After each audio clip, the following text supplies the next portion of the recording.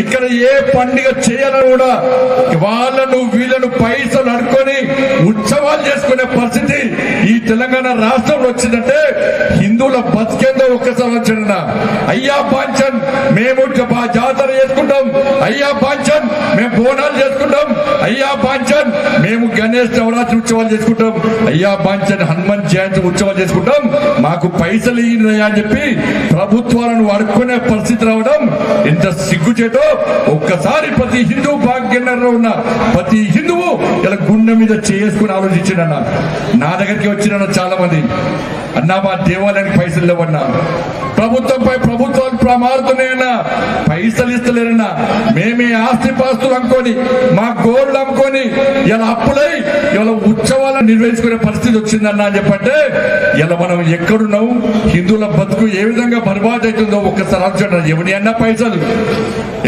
పైసలు అరే పాత బస్సులో ఎవరు టాక్సీ కడుతున్నాడు, ఎవరు కరెంటు బిల్లు కడుతున్నాడు, ఎవరు ఇంటి పన్ను కడుతున్నాడు, ఎవరు పైసలు ఇస్తే పాత బస్సులో బతుకుతున్నారో ఒక్కసారి హిందూ సమాజం అనుచండి. అరే ట్యాక్సులు వసూలు చేస్తారు, దాడులు చేస్తారు, కరెంటు బిల్లు కట్టమంటారు, దాడులు చేస్తారు. కానీ ఈ పాత బస్సులో ప్రతి హిందువు ఫస్ట్ రోజే కరెంటు బిల్లు కడుతున్నాడు, ఫస్ట్ రోజే నల్లా బిల్లు కడుతున్నాడు, ఫస్ట్ రోజే ఇంటి పన్ను కడుతున్నాడు, ఫస్ట్ రోజే ప్రభుత్వానికి చెల్లించాల్సిన పన్నులు ప్రతి హిందువు ఈ పాత బస్సులో చెల్లిస్తే ఇలా కొంతమంది పన్నులు చెల్లించకుండా దాడులు చేసే సంస్కృతి ఈ పాత బస్సులో వచ్చిందంటే ఈ పద్ధతి మారాలంటే తెలంగాణ రాష్ట్రంలో ఏ రాజ్యం రావాలో, ఎవరి రాజ్యం రావాలో పాత బస్తీ ప్రజలు, భాగ్యనగర్ ప్రజలు ఆలోచించండి, ఒక మంచి నిర్ణయం తీసుకోండి. నేను రాజకీయాల గురించి మాట్లాడలేనన్నా, ఈ భాగ్యనగర్ లో పాత బస్సులో పండుగలు నిర్వహిస్తుంటే బాధ అనిపిస్తుందన్నా.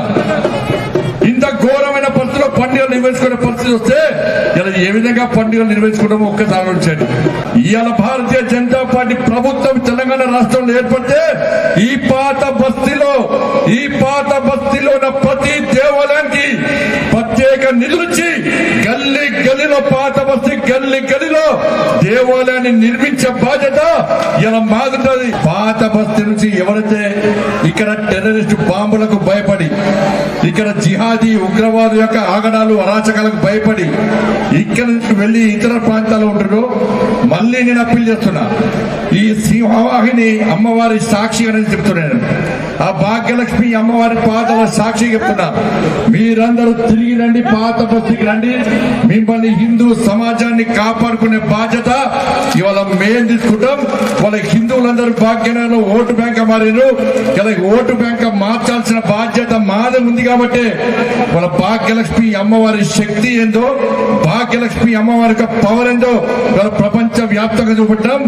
దేశం నుంచి ఏ రాజకీయ నాయకుడు వచ్చినా, దేశం నుంచి ఏ సెలబ్రిటీ వచ్చినా ఇవాళ ఒక ఆనవాయితీగా మారిపోయింది. రావాలి, పాత బస్తీలోని అమ్మవారి భాగ్యలక్ష్మి అమ్మవారిని దర్శించుకోవాలి, అమ్మవారి ఆశీర్వాదంతో మనం ముందుకు సాగాలని చెప్పి అమ్మవారి యొక్క శక్తిని, భాగ్యలక్ష్మి అమ్మవారి యొక్క శక్తిని ఇలా దేశ వ్యాప్తంగా చాటింపజేసామంటే అది హిందూ సమాజం యొక్క గొప్పతనం.